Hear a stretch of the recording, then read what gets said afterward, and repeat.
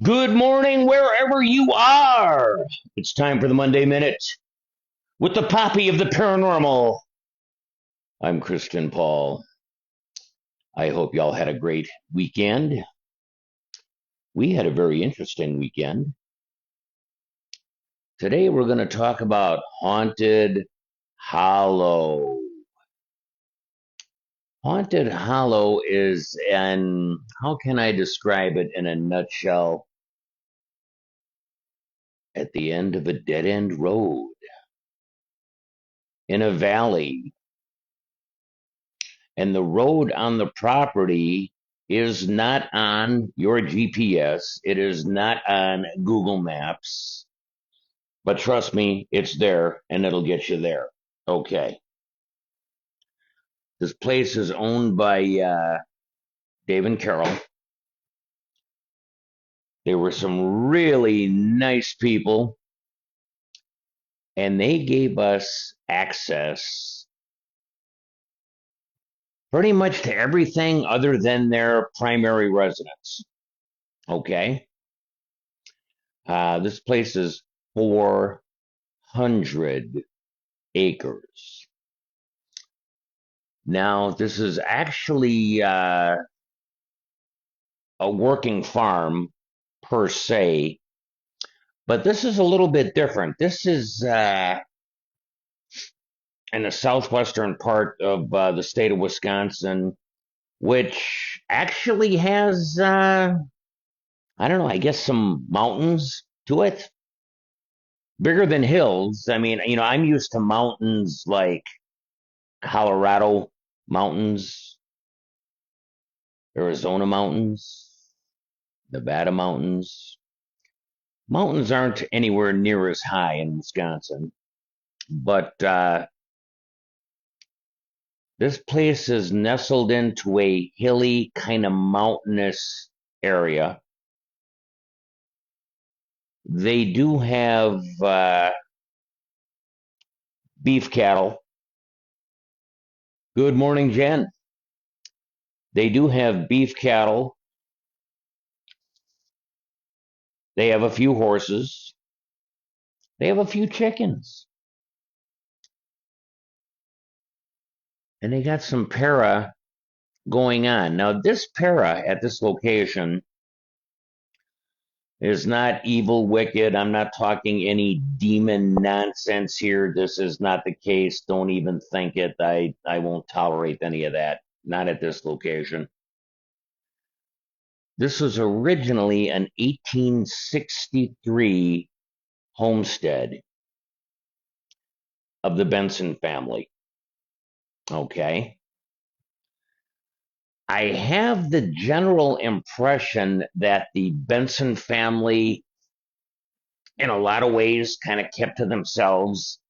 They were like at the end of the road, shall we say, end of the valley. There's only one way in and one way out of this location, unless you want to trek over the hill, Dale, Royandale, and Chippendale. That was a Dale joke, by the way. The property has got a couple of ponds on it, has got wild apple trees growing in a whole bunch of locations and a whole bunch of varieties. No, I did not eat any, but it seems like the cattle definitely fattened up on a lot of it. They have a horse corral. They have a new foal, 3 months old. That was kind of cool. They have two Arabians and one half Arabian, half, I forget. I'm not a horse guy, so pardon me. I'm sure somebody out there that's going to listen today knows more about horses than I do. By the way, of course, we have Jan with us here, as always.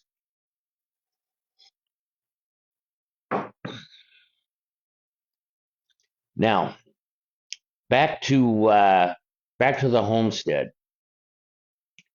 There were a fair amount of members of this family that were single and just lived on the property till they passed. From what I've seen of the area and knowing history, I'm sure there are members of the family, the Benson family, that is, buried on the property somewhere. I don't know where. Um, Dave and Carol do not know where, but they suspect it. Even in my own family, many years ago, when my uncles died in their youth, I mean the funeral was right in Grandma's dining room up north. Okay.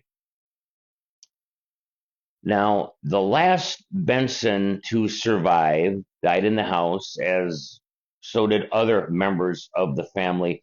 It was an interesting scenario. At the time, the Bensons also had cattle. Now, I believe I'm going back maybe 30 years here. And I don't know if the cattle died first or if the last member of the Benson family died first. But he was found dead in the house. In the barn, there was a whole herd of dead cattle.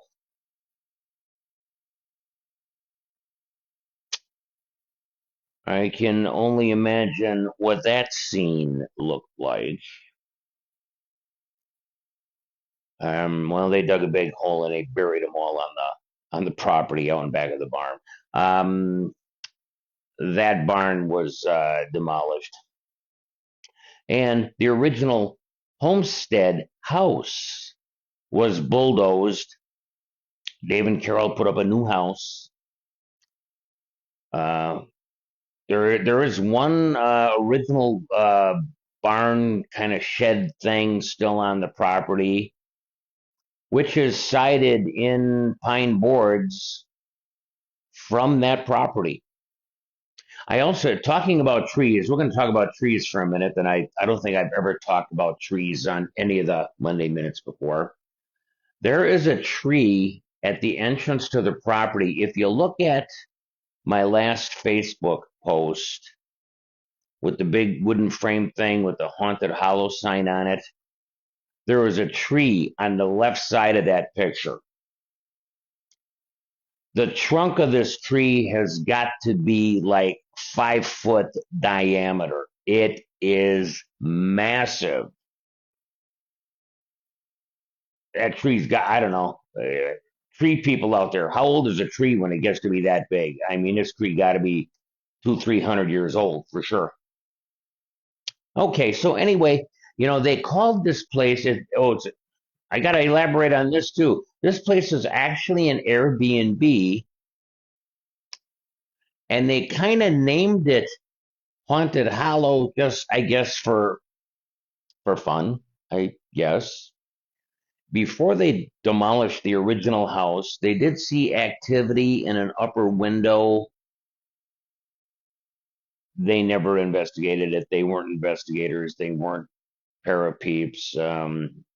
Probably freaked them out, maybe a little bit. Whatever. They had put up. By the way, the owner of the property, Dave, was a contractor, so this man definitely got some skills on this property. I mean, beautiful property, beautiful. If you just want to get away for a nice, quiet, secluded weekend, this is the place for you. It really is. This place is tucked away. You will hear zero traffic noise. Zero. You are in a dead end valley, and nice and quiet, peaceful, relaxing. But that doesn't mean things can't get para. And this is what we went to find out.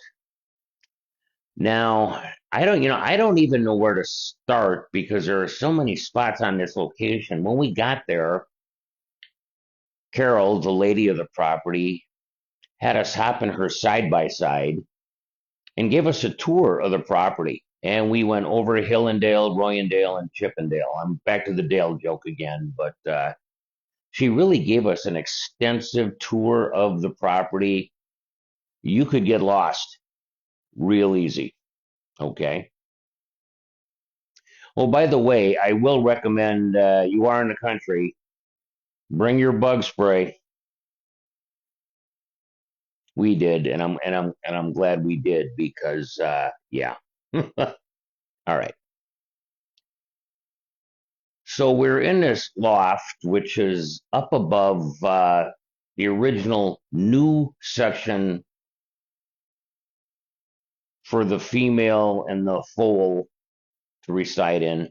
They will not go in that, so they're kind of using that as storage. There's a little tack room area where there's saddles and horse paraphernalia, bridles, etc.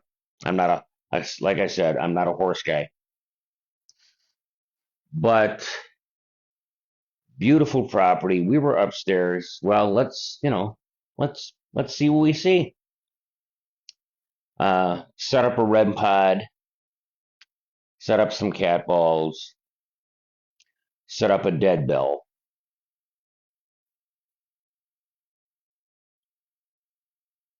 That REM pod went off a ton of times. Cat balls went off a bunch of times. And the dead bell went off a bunch of times. Now we had the tri-field meter. EMF was just about zero, all over the place, about zero. Okay, so it's not a high EMF situation, and where this place is located, um, there's no power transformers, there's no high tension wires. Um, and their advertising, they tell you right out, no Wi-Fi, so you're not going to scroll on your phone all day. Well, I think they need to update their listing because now they do have Starlink, so we were able to tap into Starlink and go live a couple times.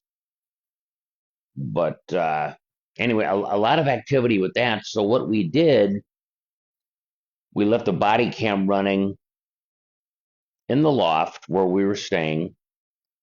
Which, by the way, I will put up a video just of the loft so you can all see it. But I've still got to download like 4, maybe 5 cameras. I did a little bit last night. Got a lot to go yet, and Dennis has got a bunch to go too, I'm sure.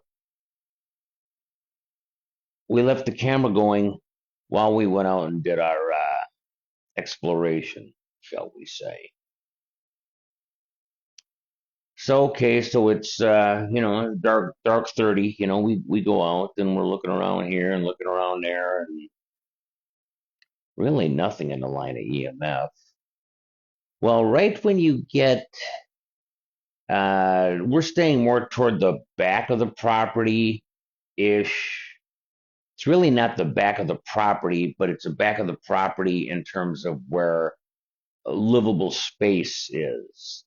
The owners of the property, their house is before that. Okay. We're out there at dark 30. I don't know what it was, 10, 11, 12, 1. I have no clue. I don't watch clocks when we're out there.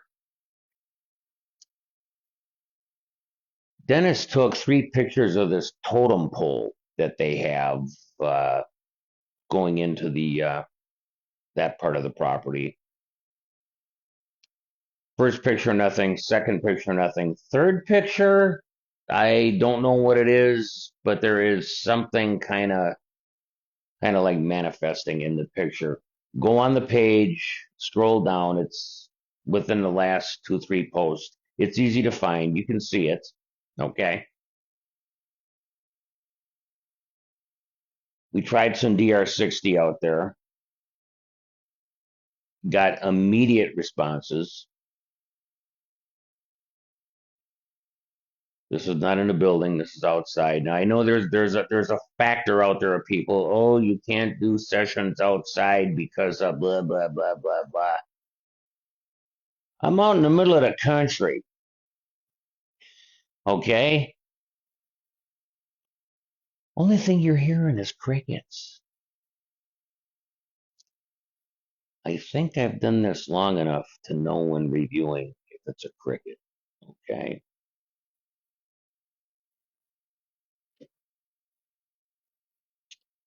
1985 is when it started. You think I got the hang of it? Anyway, let's move on. There's another spot, maybe, oh, I really, should have kept track of it, but where the road ends on Google Maps and on highway maps to where the actual house is, that's 1.5 miles. Okay. So you're off the path. At one point on the road, Dave, the owner of the property, built like a lookout tower. Really a great tower. It's on the edge of the mountain, edge of the hill, and you go up in a tower and you can just see for miles and miles and miles and miles. Now this tower is,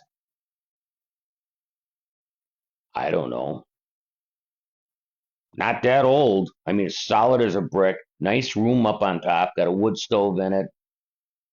Citronella candles, all screened in, really nice. And there's an outer deck you can go on and all cool. I don't remember if I put a picture of it up on the page or not. But my point is this. This is just out on the property. It's got to be at least a 3/4 of a mile from the house. Okay. We drove. We did not walk. It was dark 30. No, I'm not walking 3/4 of a mile just to climb up in a tower. But the interesting thing is this. We did a spirit session up in the tower. Responses on the DR60 immediately.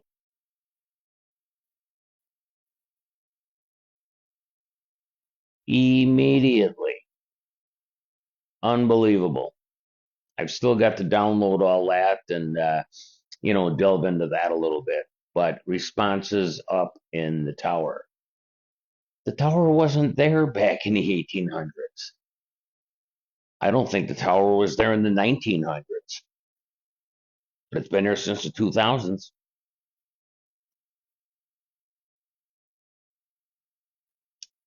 So obviously, I don't know. Is it obvious? I don't know. Somebody from the Bensons or one of the neighboring farms is floating around somewhere because we got responses right away. Okay. And I thought that was very interesting considering technically you would not think of that as a haunted location. Okay, but communication on location, that's what we do.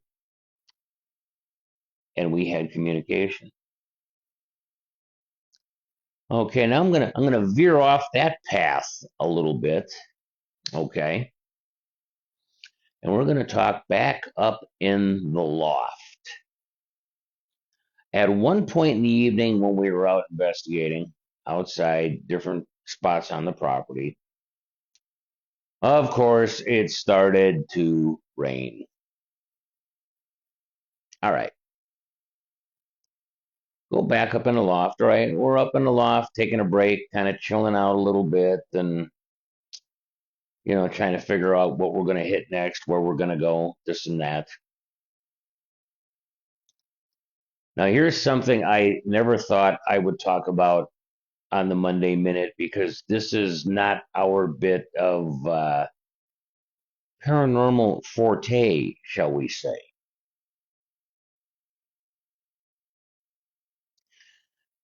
Do you watch any of the Bigfoot shows?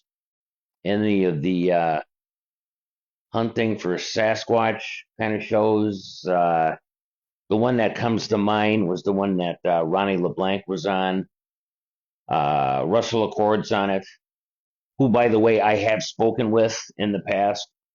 Russell is just a cool guy. But anyway, where am I going with this? We're up in the second floor loft. Now, if you watch the Bigfoot shows, then you're familiar with the wood knocks. If you've watched any Bigfoot show worth a damn, you've heard the wood knocks. We're up in the loft and we're hearing this wood knock, and we're looking at each other like, is that a horse? Is that cattle? What? Well, we throw the cams on. I grabbed the full spectrum.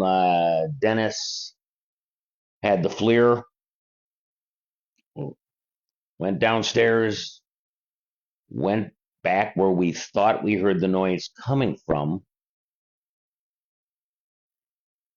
saw nothing, and the wood knocks stopped.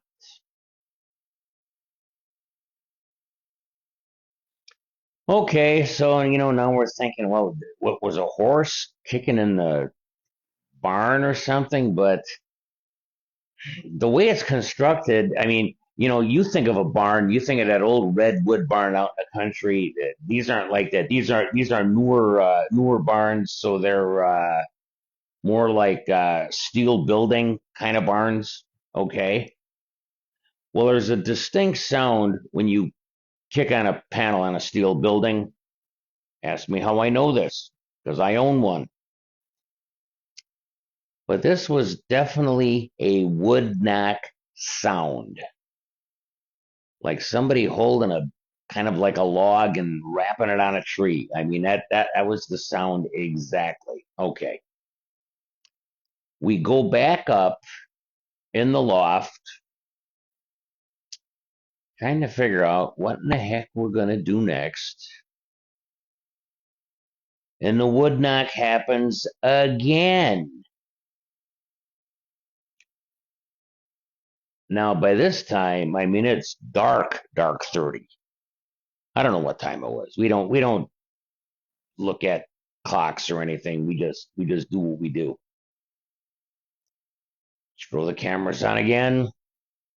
Fortunately, our body cams have excellent IR capability. I had the Sony Full Spectrum with me again. Got downstairs, ran out to kind of the general area where we thought we were hearing it. Nothing. I know what we heard. Dennis knows what we heard. Maybe something will come up on one of the body cams. I don't know. I don't know.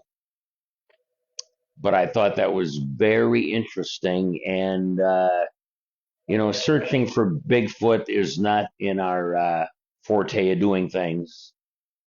So it was an interesting addition to the evening, that's for sure. So you got wood knocks. You got the dead bell going off at random times. And I don't know when it went off yet, when we had the cameras on in the loft when we were outside. So that's yet to be determined. We've been to some locations that, are supposed to be big name haunts. And we've been to a couple, quite frankly, that have been rather disappointing activity wise. I mean, there is a theory that once a location's been visited, 10,000 times, things kind of wear off or settle down or go away. I don't know if that's true or not. I have no way to verify that. But we have definitely been in some big haunted, and I'm air quotes here, locations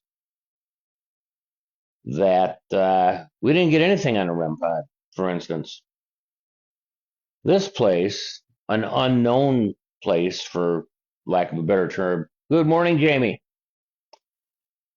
And that thing was going off consistently. The dead bell went off. Uh, Sometimes just once. Other times it would go off two or three times in a row. And then corresponding, cat balls going off. Although I think there was a time or two that I saw, we did kind of move things around location wise, because for a while we had the dead bell on the same table as some of the cat balls. And when that dead bell rang, the cat ball went off. And I'm kind of thinking vibration from the bell maybe was enough to trigger one of the cat balls. So we moved the dead bell to a different location so that wouldn't happen. So that one cat ball thing, maybe not. I don't want to say it is if I'm not sure, if I didn't witness it. So we moved it. Didn't matter. Still went off. So, sum all that up. We ran one, two, three, four, five, a total of I think 7 cameras altogether, maybe 8. Now thinking about it, 9 because I got to factor in the GoPro here and there too. We did run the SLS and the XLS in the loft a little bit. There was a very interesting time. I don't remember for sure now if it was on the XLS or the SLS. They are different. Where there was a figure about the third of the size of Dennis, kind of like hanging onto his shoulder. Okay, now we've used the XLS and the SLS many times, and they will map people. I mean, living real people, but it's a full body map. It's not like a 30 size map. It's a full body map. And later, as time went and Dennis moved in a different direction, then it was mapping Dennis. Full figure mapping, nothing unusual. So what that third height figure was, I don't know. But maybe we'll get a little verification on that, you know. Another thing which may be related, maybe not, but the bathroom in the loft, okay, has got a solid copper bathtub. Not cast iron with porcelain over it, clawfoot, no. This is one of them kind of, I don't know, spa looking bathtubs, but it's 100% copper. I was told this bathtub was $2,000. Now, if I had an Airbnb, would I stick a $2,000 copper bathtub? Probably not, but that's just me. Good morning, Susan. So, was this big blob of copper in this loft? I mean, was that attracting that energy or something? Maybe. I don't know. Maybe, maybe not. So anyway, we got a crap ton to review. The places where we got EVPs were amazing because these were in areas that you should not get EVPs. And the place that where we thought that we should get them, we didn't. Where am I going on this? All right. You heard me talking about the REM pod. You heard me talking about the dead bell. You heard me talking about the cat balls. Okay. We did not get one response on the DR60 up in the loft, even though we had all that other activity. Is that crazy or what? I mean, seriously. We're out in a tower 3/4 of a mile down the road and 25 feet in the air, and I'm getting responses on the DR60 and not in the loft where we were staying, where all this other stuff is going off. You tell me. Okay. Anyway, once again, I highly recommend this place if you just want to get away and you want things private and you want nobody bothering you and you don't want to listen to traffic noise or the bar down the road or whatever. Go there. It's a cool place. Um, don't rely 100% on your GPS because it may or may not get you there. Like I said, uh, the road ends, and then after that, it's like their private road, and that's just not going to be on. Jamie, I'm trying to read your message here.